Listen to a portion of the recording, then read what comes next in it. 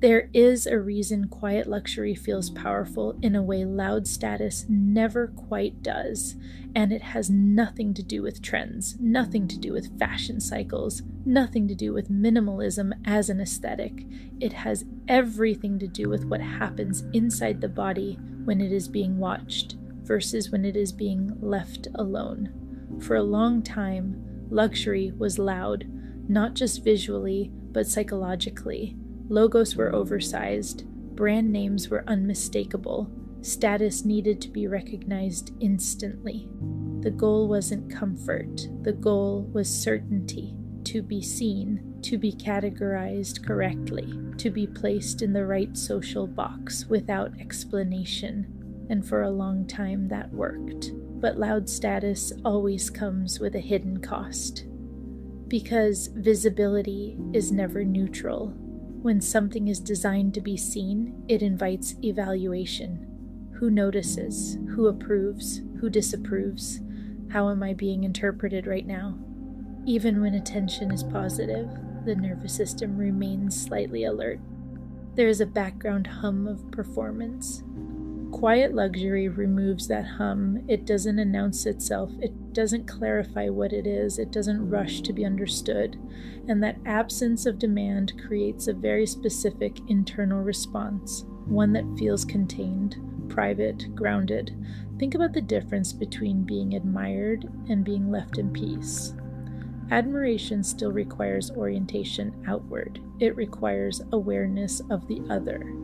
Peace allows attention to come home. Quiet luxury aligns with peace. This is why logos are disappearing. Not because people suddenly dislike brands, but because visible branding keeps attention externally focused. Who sees this? What does it say about me? How does it place me? That outward orientation is subtle, but it is constant, and over time it's exhausting. Quiet luxury dissolves the audience. It allows the wearer or the occupant to exist without commentary. No signal needs to be sent, no interpretation needs to be managed. That alone is regulating. Brands like The Row understood this intuitively. The clothing doesn't declare identity. It doesn't ask to be recognized. It creates a neutral container for the body to inhabit itself.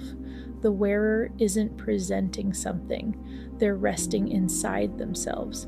That's not a style choice. That's a nervous system decision. This is also why Brunello Cucinelli speaks not about dominance or aspiration, but about dignity. Dignity is a quiet concept. It implies steadiness, self-containment, respect without force. Even the brand's language is slow, no urgency. No persuasion, no pressure. Your nervous system hears that tone before your mind understands the words. Loud luxury relies on stimulation. It excites, it provokes, it demands reaction. Quiet luxury relies on stability. And stability is what the nervous system trusts. This distinction matters because the nervous system does not interpret value intellectually. It interprets value through safety. Safety says nothing bad will happen if I slow down here. Think about environments, a space full of bright light, loud sound, movement, attention, eyes. Even if it is expensive, even if it is beautifully designed, it keeps the body activated. The system stays prepared. Now think about a private member's space. Muted tones, soft acoustics, slow movement, nothing to respond to, nothing to prove. The body softens almost immediately. That response is not learned, it's biological. Quiet luxury feels powerful because it does not require energy from you. It does not pull you outward. It does not fragment attention. It allows coherence, and coherence always feels powerful. This is why, over time, people with sustained wealth often migrate toward quieter expressions of luxury. Not because they want less quality, but because they want less stimulation. They've learned that visibility has a nervous system cost, and they're no longer willing to pay it. Loud status asks you to manage how you are perceived. Quiet luxury removes perception from the equation entirely. It allows you to exist without being assessed, without being measured, without being ranked. That level of privacy is increasingly rare, and rarity always carries power. This is also why Hermes does not chase relevance, why waiting lists exist without explanation, why scarcity is not justified.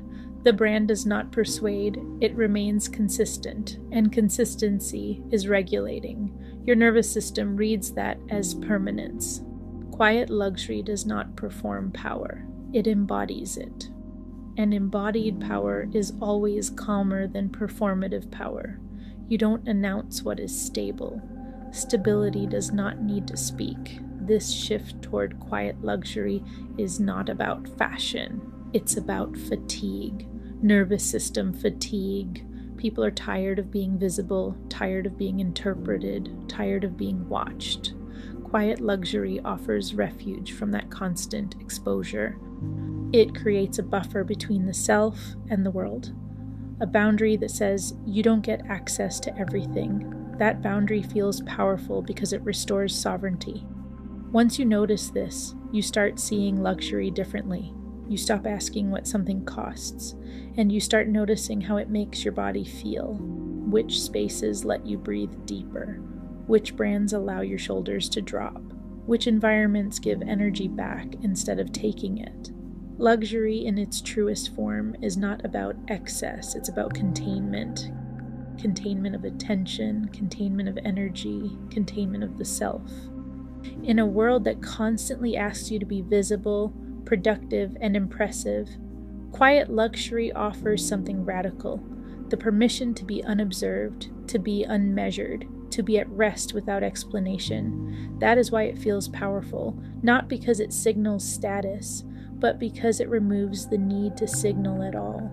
Quiet luxury does not shout, it does not explain, it does not chase recognition, because it already knows who it is, and your nervous system knows it too.